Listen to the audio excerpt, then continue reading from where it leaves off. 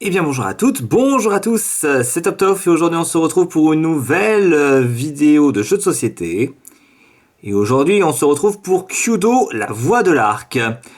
Alors Kyudo, la voie de l'arc, donc c'est un petit jeu à cocher. Voilà, pour 2 à 4 joueurs et je vais vous montrer ce jeu que j'ai fait moi-même en version papier. Voilà, franchement, il faut pas beaucoup de matériel et puis je pense qu'on va pas perdre de temps. Je vais tout de suite vous montrer ce petit jeu, donc en version papier. Ouais, c'est pas si mal. Attends, je vais faire juste un décalage comme ça, ça, comme ça. C'est pas mal. Ok, on est bon. Allez, let's go. On reprend.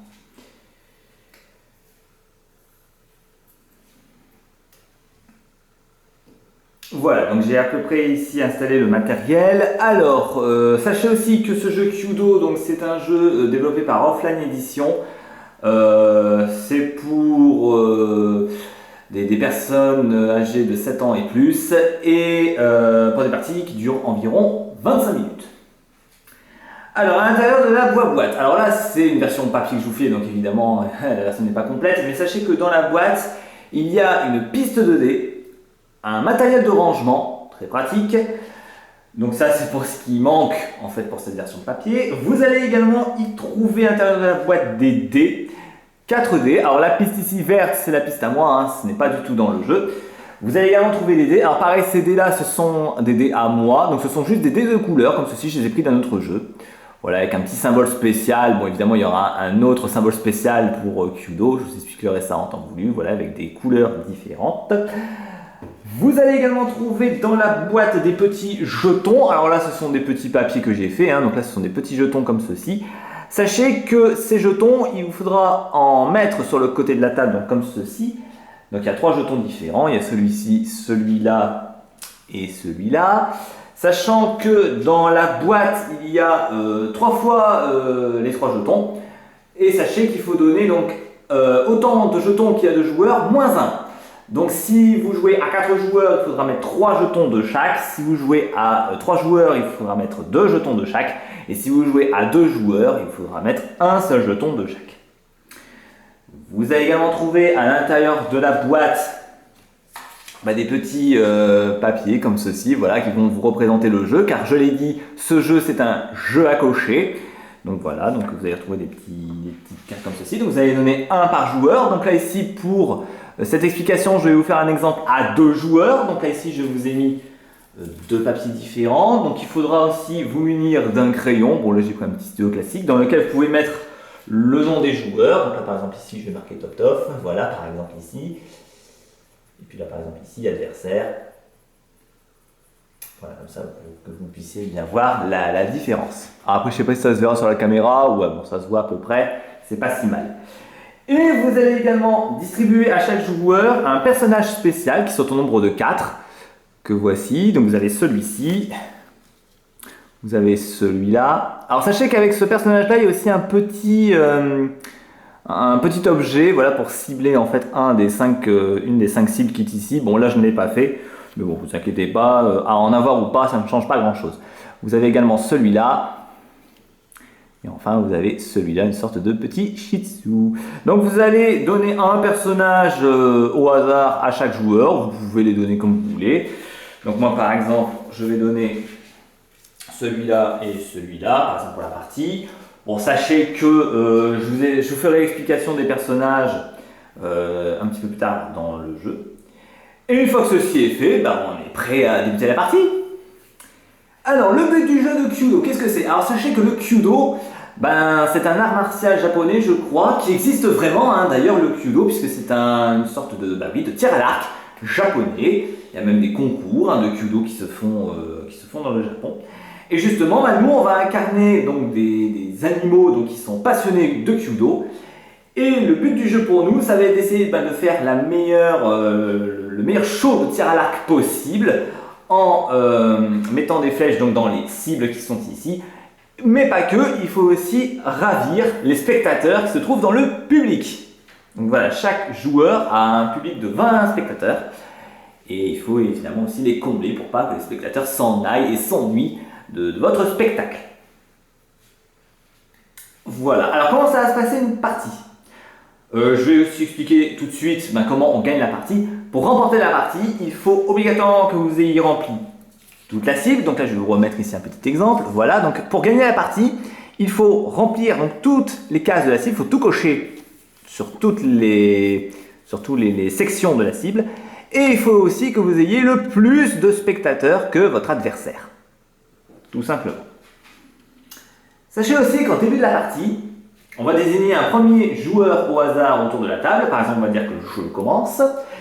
Et sachez que les autres joueurs autour de la table vont pouvoir déjà cocher sur leur petite fiche ici les petites cases représentant au drapeau qui se trouve ici, à l'un des 5 drapeaux.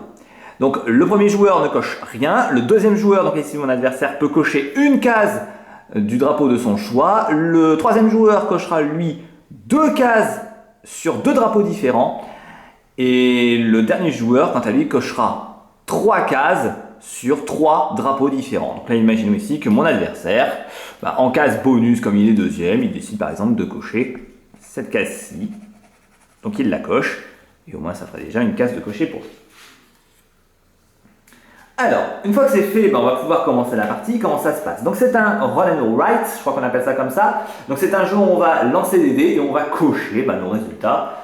Selon ce qu'on a obtenu, on va pouvoir faire un petit coche sur la cible ou les drapeaux qu'on a obtenus.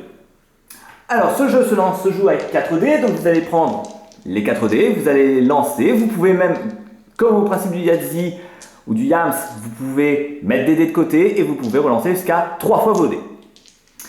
Donc là, imaginons, je vais faire un premier lancer, on va voir un petit peu ce que j'obtiens. Donc là, ici, j'ai obtenu 2 faces bleues, une face orange et une face jaune.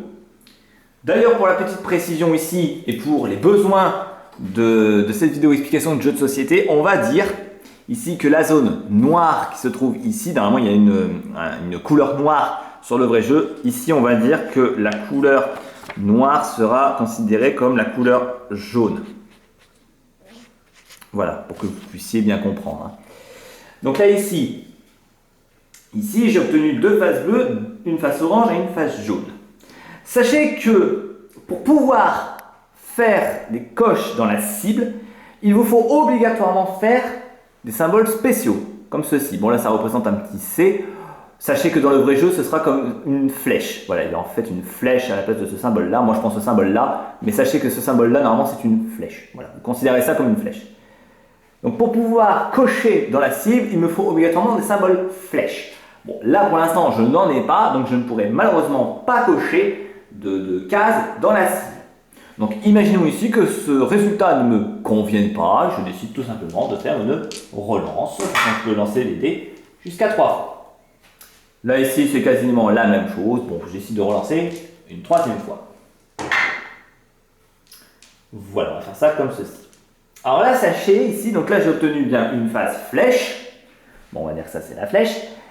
Et à côté, j'ai obtenu 3 couleurs différentes. Une face verte, une face orange et une face bleue.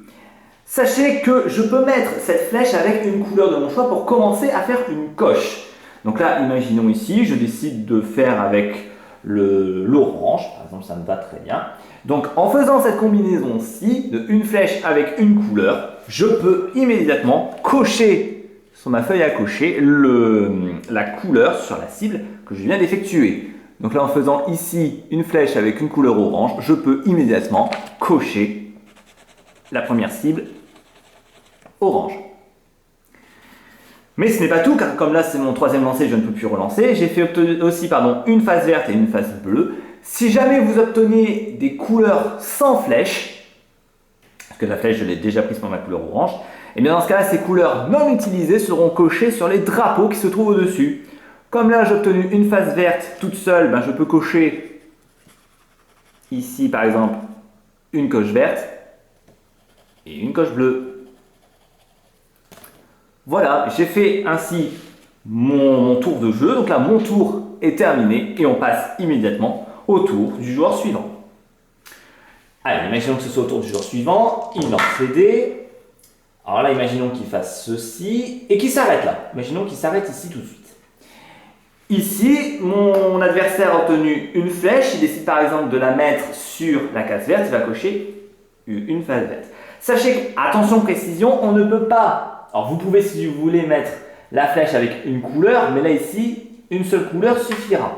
Donc là ici, je cocherai qu'une seule face bleue. Si je voulais, par exemple, cocher deux cases sur la section bleue de la cible, il me fallait obligatoirement faire deux faces flèches, comme ceci. Et là, oui, là par conséquent, vous pouvez faire deux coches sur la cible bleue. Là, ce n'est pas le cas. J'ai fait ceci. Je vais refaire ce que j'ai fait. Voilà, j'ai fait ceci. Donc là, ici, imaginons que je décide plutôt de faire une coche sur la section verte. Donc, chose que je vais faire immédiatement. Donc là, je coche ici une section verte. Et j'ai aussi également deux faces bleues. Mes deux faces bleues me permettent de cocher ici deux parties du drapeau bleu.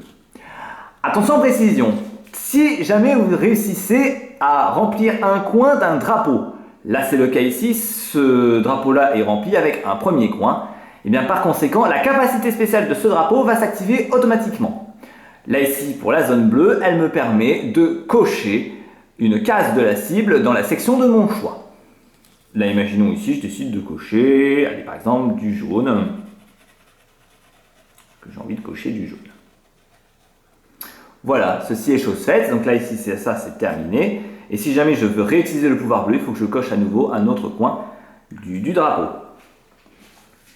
Voilà, mon tour est terminé et on passe au tour du jour suivant. Donc là, ça revient à moi. Je reprends les dés, je lance et on voit un petit peu ce que je fais. Voilà, imaginons que si ça ne m'intéresse pas trop, je vais lancer. Ah, là j'ai obtenu une flèche, je peux le mettre avec un autre. Imaginons que je décide de le faire avec l'orange. Je relance le reste et je fais une case jaune et une case violette. Donc là ici, avec mon résultat, par exemple, je peux ici cocher une deuxième cible orange. Et j'ai également une face jaune. Donc là ici, c'est par exemple la face de jaune, donc ici c'est la noire pour mon exemple ici. Et une face violette. Donc ici, je peux cocher également une partie violette. Je n'ai rempli aucun coin, mon tour est immédiatement terminé. On repasse à mon adversaire. Mon adversaire prend les dés, il décide de les lancer. Bon, imaginons ici, il fait deux faces orange et deux faces violettes. Ça lui convient, il décide de s'arrêter là. Donc là, en faisant deux cases orange, il va immédiatement cocher deux faces orange. Donc 1 et 2. Ici, en remplissant entièrement, un coin du drapeau orange, il va activer la capacité spéciale. Donc là, ici, la capacité spéciale du drapeau orange lui permettra de récupérer le jeton ici correspondant et le placer devant lui. Je continue ici avec la partie violette. Donc la partie violette, ce sera ici et là. Et là, idem, il a rempli un coin du drapeau violet. Par conséquent, il va pouvoir utiliser la capacité spéciale qui est d'utiliser ce jeton-ci et le placer devant lui. Son tour est terminé. Cela revient à moi. Allez, je vous fais un dernier tour et puis après, je vous montrerai un petit peu les différentes capacités. Alors là, ici, vous voyez, j'ai obtenu deux flèches. Bon, je décide par exemple de les utiliser pour d'autres couleurs. Je vais relancer. Je vais relancer une troisième fois. Bon, imaginons que j'ai obtenu ceci.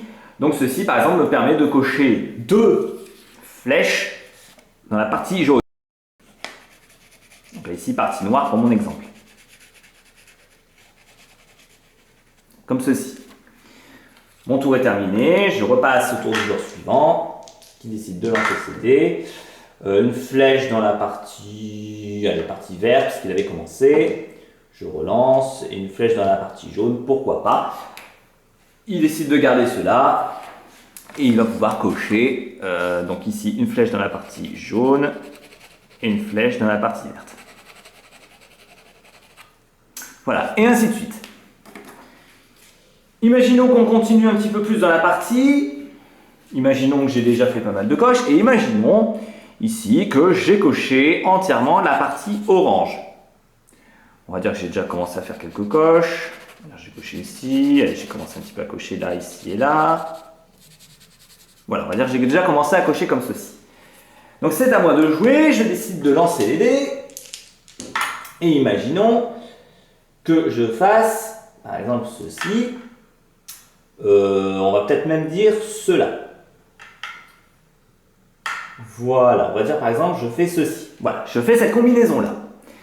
Donc du coup, déjà avec les deux violets, cela me permet de cocher une partie du drapeau violet qui se trouve ici.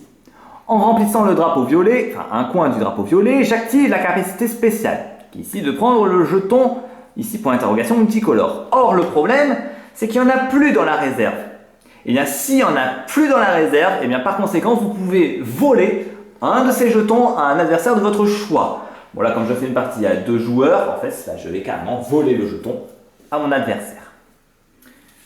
Autre précision ici, normalement je dois faire, si je fais comme ça, voilà, je dois faire une coche dans la partie orange. Le truc ici, vous le voyez sur mon papier, c'est que toute la zone orange est remplie. Et j'ai le téléphone qui sonne, c'est génial.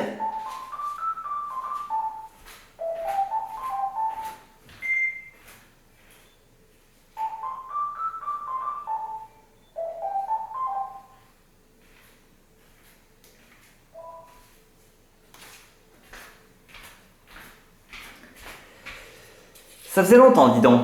Alors, je reprends mon explication. Donc, comme j'ai dit ici, la partie orange est complètement remplie. Et par conséquent, si jamais je ne peux plus remplir de coches sur la cible dans la section qui est désignée, donc là ici la section orange, et bien dans ce cas-là, je vais faire perdre des spectateurs à mon adversaire. Combien de spectateurs je vais lui retirer? Eh bien, je vais lui retirer le nombre de spectateurs indiqué sur le bas de la section. Donc là ici pour la section orange, on le voit ici, il y a un spectateur barré, ce qui signifie que mon adversaire va perdre immédiatement un spectateur. Donc là ici, je vais prendre son papier à lui et je vais donc lui cocher le 20e spectateur pour indiquer que le 20e spectateur est parti et qu'il lui en reste plus que 19.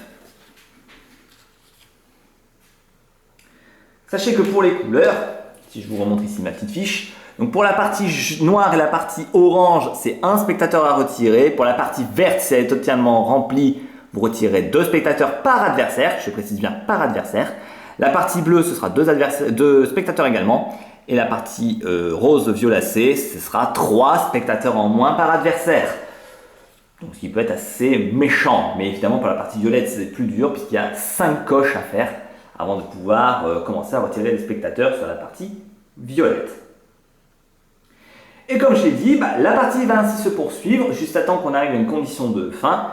Donc soit que tous les adversaires n'ont plus du tout de spectateurs, donc si l'adversaire doit cocher son dernier spectateur, eh bien il sera immédiatement éliminé et les autres continueront à jouer.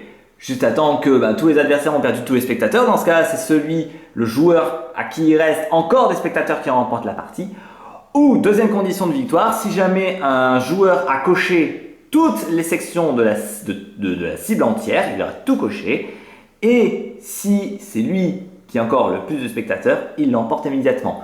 Attention, comme je l'ai dit, même si vous avez rempli toute la cible, si vous n'avez pas le plus de spectateurs, vous ne gagnez pas encore. Vous continuez à jouer juste à temps que vous ayez bien le plus de spectateurs avec toute la cible qui est remplie. Voilà pour la petite précision. Alors, pour ajouter d'autres précisions au jeu, on va continuer à parler des dés. Vous l'avez vu, donc chaque dé comporte une seule face avec normalement la fameuse flèche ou les 5 couleurs que représente la cible. Mais sachez qu'on peut aussi faire des combinaisons. Première combinaison qu'on peut faire, si jamais vous obtenez 4 flèches, et que vous décidez de vous arrêter là pour vous lancer, si jamais vous décidez de faire 4 flèches, et bien par conséquent, tous vos adversaires vont devoir perdre immédiatement 4 spectateurs d'un coup. Donc imaginons ici, mon adversaire a fait ce résultat-là, et bien par conséquent, tous les adversaires de ce joueur vont en tirer immédiatement 4 spectateurs. Donc ici, il ne m'en resterait plus que 16. Ce qui peut faire extrêmement mal. Ensuite, si jamais vous arrivez à faire 4 couleurs différentes pendant votre lancer. Donc là, imaginons ici, j'ai bien fait 4 couleurs différentes. Et bien par conséquent, en faisant cela, vous pouvez activer la capacité spéciale de l'un de vos personnages. Nous allons voir un petit peu plus en détail quels sont la capacité de ces personnages. On va commencer par celui-ci, le petit Shih Tzu. Si jamais vous décidez d'activer la capacité spéciale de ce personnage-là, et bien par conséquent, tous vos adversaires vont devoir vous montrer un jeton spécial qu'ils ont devant eux, et vous allez choisir l'un de ces jetons pour le placer devant vous. Précision, si aucun joueur n'a de jetons à vous donner, et bien par conséquent, vous pouvez vous servir dans la réserve des jetons. Ensuite, pour ce personnage-ci, si vous décidez d'activer la capacité spéciale de ce personnage-là, et bien par conséquent, tous vos adversaires devront rajouter une cible, enfin une coche supplémentaire, soit sur la zone verte, soit sur la zone bleue. Vous choisissez la couleur. Donc là, ici, je décide d'activer la capacité spéciale de ce personnage, cette espèce de renard là. Et bien, je vous dis, vous allez faire une coche supplémentaire, par exemple, dans la zone bleue.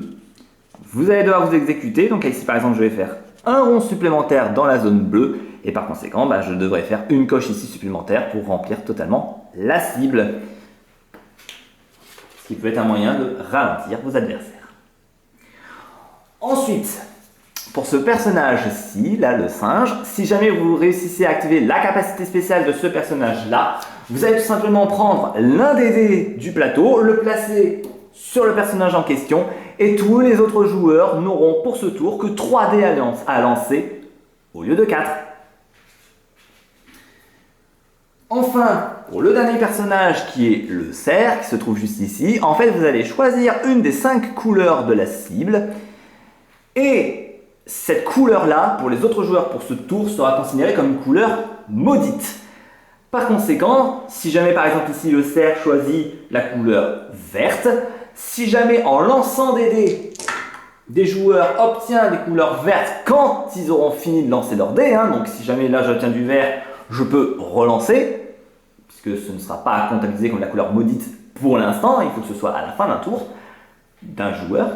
Mais si jamais par exemple il obtient ceci, comme la couleur verte est maudite, et bien par conséquent chaque couleur maudite que le joueur aura fait sera retirée de 1 spectateur par couleur. En gros, ici, ce joueur-là, par exemple, c'est cet adversaire-là qui a fait les 2 verts, et bien par conséquent, pour chaque couleur verte, il devra se séparer d'un spectateur. Donc ici, il tomberait par exemple à 17. Et évidemment, cela est valable pour le tour de chaque autre joueur, et dès que ça revient à moi, évidemment, la couleur maudite n'existe plus. Sauf si je refais par exemple 4 couleurs différentes, dans ce cas-là, je peux refaire à nouveau une couleur maudite. Voilà pour la capacité des personnages. Enfin, pour les jetons, je vais vous expliquer un petit peu cela plus en détail. Si jamais vous décidez d'activer ce jeton-ci, et bien par conséquent, quand vous devrez faire perdre des personnages parce que vous avez rempli entièrement une couleur, donc là par exemple ici la couleur orange, elle est totalement remplie, je dois faire perdre un spectateur à chaque joueur, et bien grâce à ce jeton, je ne ferai pas perdre un spectateur à chaque joueur, mais 4 spectateurs à chaque joueur. Ce qui peut faire extrêmement mal. Et bien sûr, à utiliser notamment quand vous faites soit la couleur noire, soit la couleur orange. Parce qu'évidemment, eux, ils retirent moins de spectateurs. Alors que si vous l'utilisez sur la couleur violette, au lieu de faire retirer 3 spectateurs par joueur, vous allez en faire retirer 4. Bon, l'écart n'est pas grand. Donc c'est mieux de le faire sur soit le noir, soit l'orange. Ensuite, vous avez ce jeton-là qui est le jeton bouclier. Si vous utilisez le bouclier, eh bien, si à un moment donné vous allez perdre des spectateurs, vous pouvez défausser ce jeton pour dire « Ah non, finalement, moi je ne perds aucun spectateur pour ce tour ». Et enfin, vous avez ici le jeton joker. Si jamais vous utilisez ce jeton, eh bien, lors de votre tour, vous pouvez changer la face d'un dé pour le changer sur la couleur de votre choix. Attention précision, vous ne pouvez pas la changer sur la face flèche. Si par exemple j'ai fait jaune et que je veux changer la couleur de ce dé, je ne peux pas la changer en face flèche. Je suis obligé de la changer sur une autre couleur. La flèche ne compte pas. Voilà, et la partie va ainsi se poursuivre juste à temps qu'on arrive à une fin de partie. Comme je vous l'ai dit, donc la fin de partie, c'est soit si tous vos adversaires ont perdu tous leurs spectateurs, soit juste à temps que vous ayez rempli totalement la cible et que vous avez le plus de spectateurs encore en jeu. Voilà, c'est ainsi que va s'arrêter cette vidéo sur Kudo. Un excellent petit jeu à cocher. Voilà, en plus, vous voyez, il ne faut pas beaucoup de matériel. Tout ça, vous voyez, c'était imprimé sur le site officiel du jeu, donc de Kudo. Voilà, vous pouvez tout imprimer, il n'y a pas de souci là-dessus. Après, il suffit juste de trouver 4 dés de couleur. Et puis, j'ai envie de dire, banco, c'est parti. Vous pouvez jouer à ce mignon petit jeu à cocher. Voilà, allez, on va pouvoir s'arrêter là. Donc c'était top donc pour cette vidéo d'explication de jeux de société sur Kudo en version papier. J'espère que cette vidéo explication de jeux de société vous aura plu. Et quant à nous, eh bien, on se retrouvera bien très prochainement pour une toute nouvelle vidéo. Et en attendant, moi je vous dis à la prochaine tout le monde.